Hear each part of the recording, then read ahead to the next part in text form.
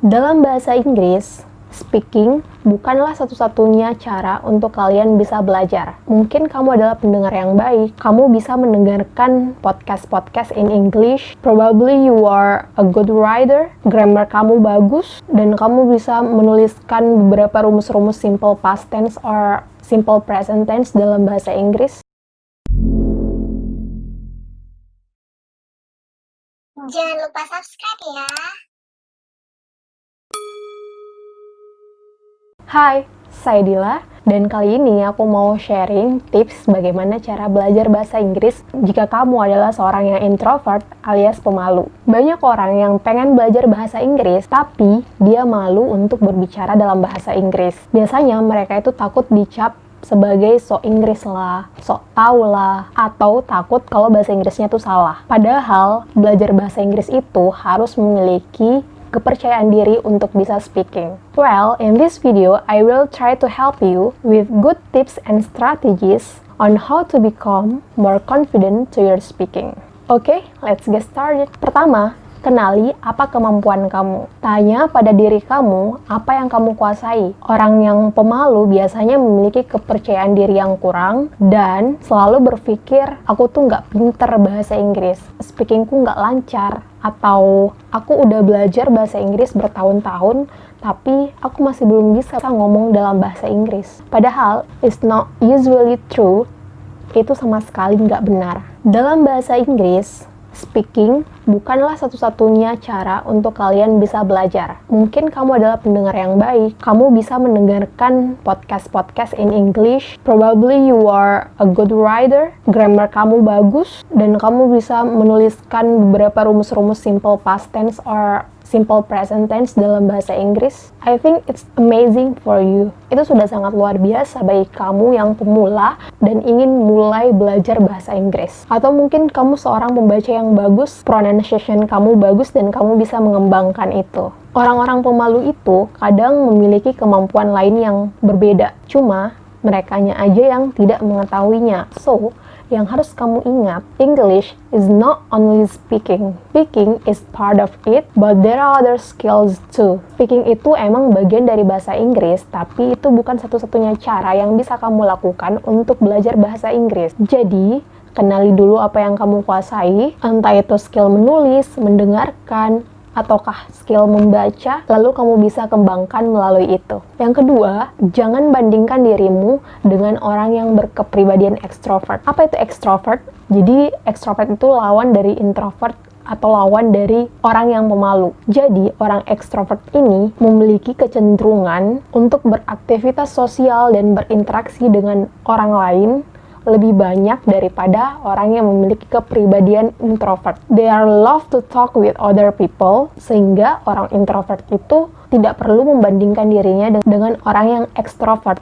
Kenapa? Karena it's possible that person is making a lot of mistakes. Belum tentu pengucapan bahasa Inggris mereka benar. Mereka mungkin mempunyai banyak kesalahan dalam pengucapan bahasa Inggris. Cuman, kamu aja mungkin yang belum menyadarinya. Di sini aku tidak memojokkan orang yang extrovert ya, karena baik introvert maupun extrovert itu memiliki kelebihan dan kekurangannya masing-masing. Orang yang extrovert adalah orang yang memiliki kepercayaan diri yang tinggi, and it's great, but it's not good to compare yourself. Karena jika kamu membandingkan dirimu dengan orang lain, kamu hanya akan merasa sedih, bukannya bersemangat untuk belajar, tapi malah menyerah dan tidak ingin lagi belajar bahasa Inggris. It's not good for you. Jadi, sekali lagi, masing-masing dari kita itu memiliki kelebihan dan kekurangan, hanya saja kita perlu menggali dan menemukan potensi yang kita miliki. Nah, yang ketiga adalah memvisualisasikan. Jadi, maksud dari memvisualisasikan di sini, ketika kamu ingin belajar bahasa Inggris, tapi kamu tidak memiliki seseorang untuk diajak conversation, bayangkan seolah-olah kamu itu ngobrol bersama orang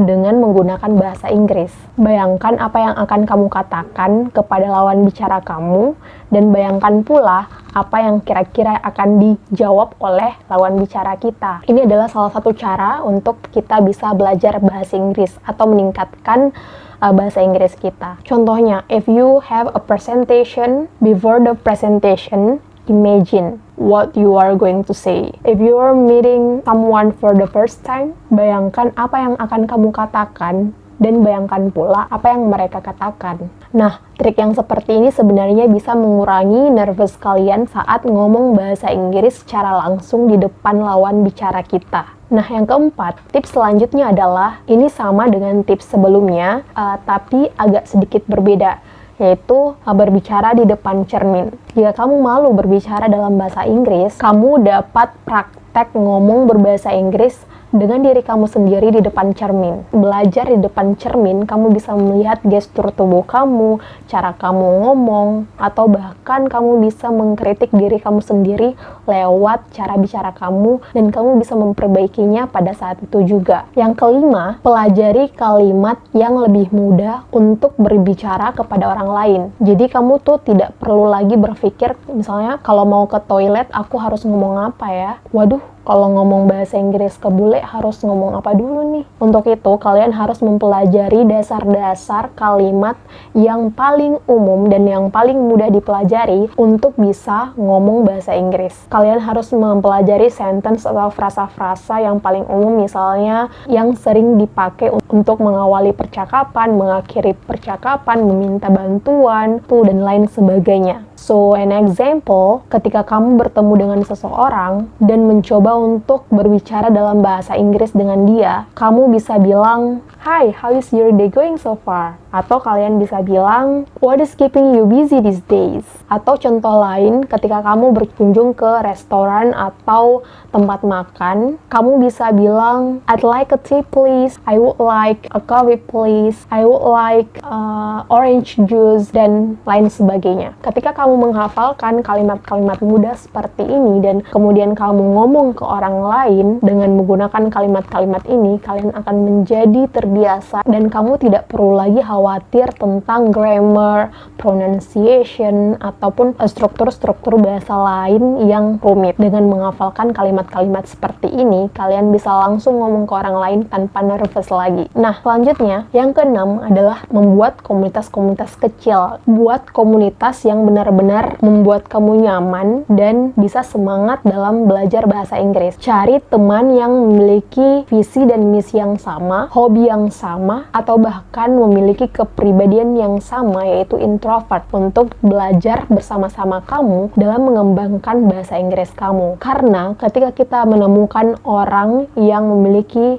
visi dan misi atau kesamaan dengan kita, itu di situ kita akan merasa nyaman dan di situ sama sekali kita tidak akan merasa malu lagi. Nah, bagaimana cara menemukan teman yang memiliki visi dan misi yang sama? Kalian bisa mengajak teman-teman dekat kalian, kalian bisa mengajak teman-teman kelas kalian yang memang tertarik di bidang bahasa Inggris. Kalian juga bisa mengajak teman kerja atau bahkan keluarga kalian. Nah, di komunitas kecil ini kalian tidak perlu memiliki banyak orang. Cukup 4-5 orang saja itu sudah cukup. Kalau kalian mengajak sahabat-sahabat kalian atau keluarga kalian, kemudian kalian ngumpul, usahakan jangan ngobrolnya pakai bahasa Indonesia, tapi pakai bahasa Inggris. Kalian juga bisa mengajak teman ekstrovert kalian, karena kadang-kadang mereka ini akan sangat membantu untuk pressure dan meningkatkan kemampuan bahasa Inggris kalian. Nah, yang ketujuh, tulis goals atau capaian kamu selama belajar bahasa Inggris. For example, today I have to memorize 5 vocabulary in English. Hari ini aku mau menghafal 5 kosakata baru dalam bahasa Inggris. Atau kalian juga bisa membuat goals, I will read an article in English you can do to learn English. Jadi kamu membuat goals yang benar-benar mudah dan bisa rutin kamu lakukan setiap hari. Jangan buat goals yang terlalu general atau terlalu banyak, karena bisa jadi itu akan menyulitkan kamu dalam belajar bahasa Inggris. Kalau kamu cuma bisa menghafal 2 kosakata per hari, nggak apa-apa 2 aja. Atau kalian cuma bisa menghafal 10 kosakata dalam seminggu, it's okay. Yang penting